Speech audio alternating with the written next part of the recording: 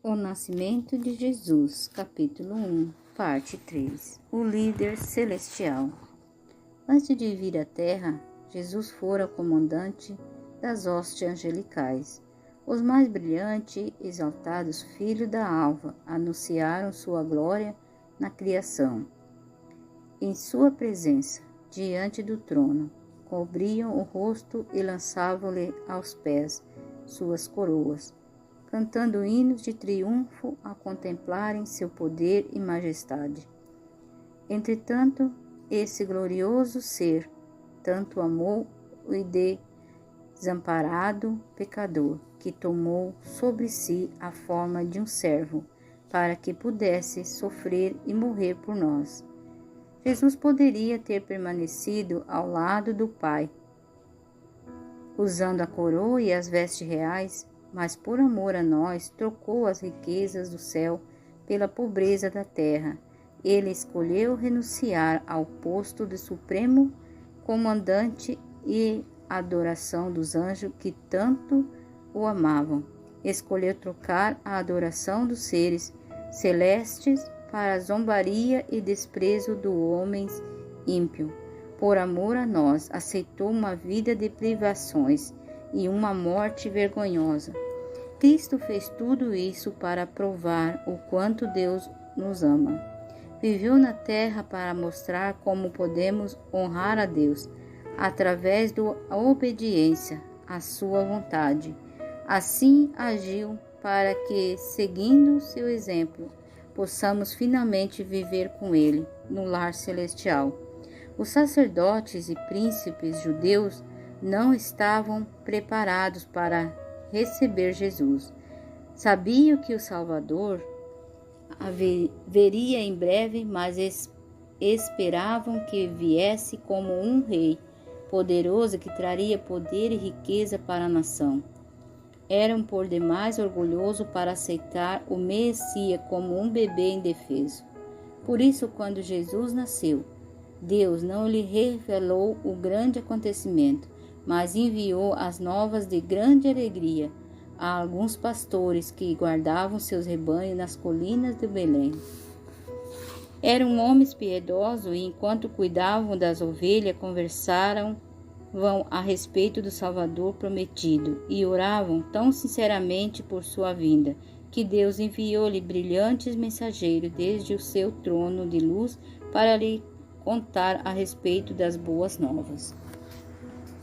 Num berço de palha, e um anjo do Senhor desceu onde eles estavam, e a glória do Senhor brilhou ao redor deles, e ficaram tomados de grande temor. O anjo, porém, lhe disse: Não temais, eis que vos trago boas novas, de grande alegria que será para todo o povo, e que hoje vos nasceu, na cidade de Davi, o Salvador, que é Cristo, o Senhor. E isto vos servirá de sinal: entrareis uma criança envolta em faixas e deitada em uma manjedoura. E subitamente apareceu com o anjo uma multidão de milícia celestial, louvando a Deus e dizendo: Glória a Deus nas maiores alturas, e paz na terra entre os homens, a quem ele quer bem. E ausentando-se deles os anjos para o céu, diziam os pastores uns aos outros: Vamos até Belém e vejamos os acontecimentos que o Senhor nos deu a conhecer. Foram apresentamente, acharam Maria e José e a criança deitada na manjedoura, e vendo-o divulgaram o que lhe tinha sido dito a respeito desse menino. Todos os que ouviram se admiraram das coisas referidas pelos pastores. Maria, porém, guardava todas estas palavras, meditando-as no coração. Lucas 2, verso 9 até 19. Jesus apresentado no templo. José e Maria eram judeus e seguiam os costumes de sua nação. Quando Jesus completou 6 semanas de idade, foi apresentado ao Senhor no templo de Jerusalém. Essa prática estava de acordo com a lei que Deus havia dado a Israel, e Jesus devia ser obediente em tudo. Assim, o próprio Filho de Deus o príncipe do céu. Por seu exemplo, ensina-nos que devemos obedecer. Apenas o primogênito de cada família devia ser apresentado no templo, e esta cerimônia era para lembrar continuamente um evento que havia ocorrido em um passado distante. Quando os filhos de Israel eram escravos no Egito, o Senhor enviou Moisés para libertá-lo, e ele ordenou que Moisés fosse à presença de Faraó, rei do Egito, e dissesse: Assim diz o Senhor: Israel é o meu filho, meu primogênito. Deixa ir meu filho para que me sirva, mas se recusares deixá-lo ir, eis que eu matarei teu filho, teu primogênito. Êxodo 4, verso 22 e 23. Moisés levou ao rei essa mensagem, mas a resposta do faraó foi: Quem é o Senhor para que ele ouça eu a voz e deixa ir Israel? Não conheço o Senhor, nem tampouco deixarei ir Israel. Êxodo 5, verso 12. Então o Senhor enviou terríveis pragas sobre os egípcios.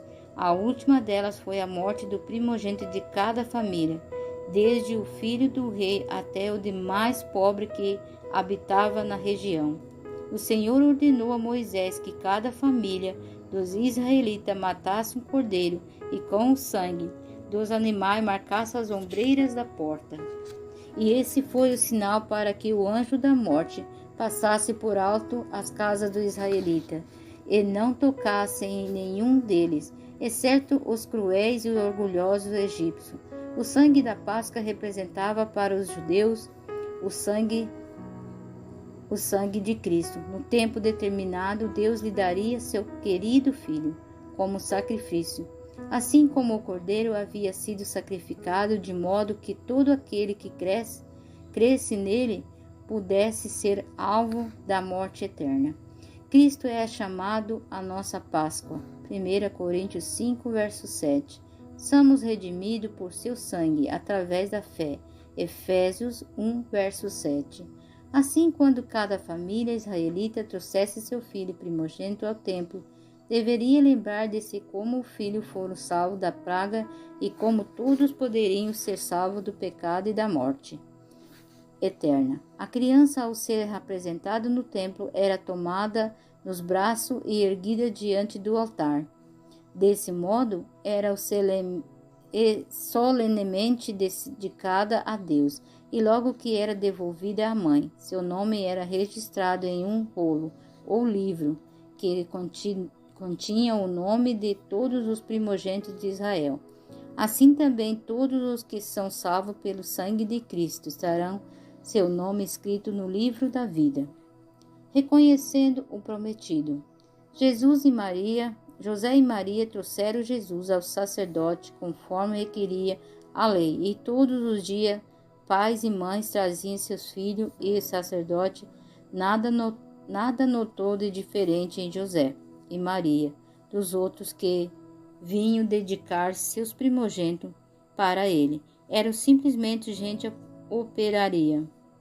Na criança viu apenas um frágil bebê. Ele não podia imaginar que tinha nos braços o Salvador do mundo, o sumo sacerdote do templo celestial. Contudo, ele poderia ter subido, pois se tivesse sido obediente à palavra de Deus, o Senhor a teria revelado. Naquela mesma hora estavam no templo 2 servos fiéis de Deus, Simeão e Ana. Ambos haviam dedicado toda a vida ao serviço do Senhor, que lhe revelou coisas que não podiam ser reveladas aos orgulhosos e egoístas sacerdotes. A Simeão deu a promessa de que não morreria sem ver o Salvador. Assim que viu Jesus no templo, ele soube que aquela criança era Messias prometido. Uma luz suave e divina iluminava o rosto de Jesus, e tomado-o nos braços, Simeão louvou Deus, dizendo: Agora, Senhor, podes despedir em paz o teu servo, segundo a tua palavra, porque os meus olhos já viram a tua salvação, a qual preparaste diante de todos os povos, luz para a revelação aos gentios e para a glória de teu povo Israel. Lucas 2, verso 29 e 32. Ana, uma profetisa chamada naquela hora, dava graça a Deus e falava a respeito do menino a todos os que esperavam a redenção de Jerusalém. Lucas 2, verso 38. E disse, modo que Deus escolhe pessoas humildes para serem suas testemunhas. Com frequência, aqueles a quem o mundo honra são passados por alto. Muitos são como os líderes e sacerdotes judeus. Muitos há que estão prontos para servir e honrar a si mesmo, mas poucos se preocupam em honrar e servir a Deus. Por isso ele não pôde escolhê-lo para contar aos outros sobre seu amor e misericórdia. O príncipe da paz. Maria, mãe de Jesus, meditava em silêncio a respeito da importante profecia de Simeão. Ao olhar o menino em seus braços, lembrou-se do que as pastores de Belém haviam dito ao seu coração, transbordou de gratidão e viva esperança. As palavras de Simeão trouxeram-lhe a lembrança e a profecia de Isaías. Sabia que aquelas maravilhosas palavras referiam-se a Jesus.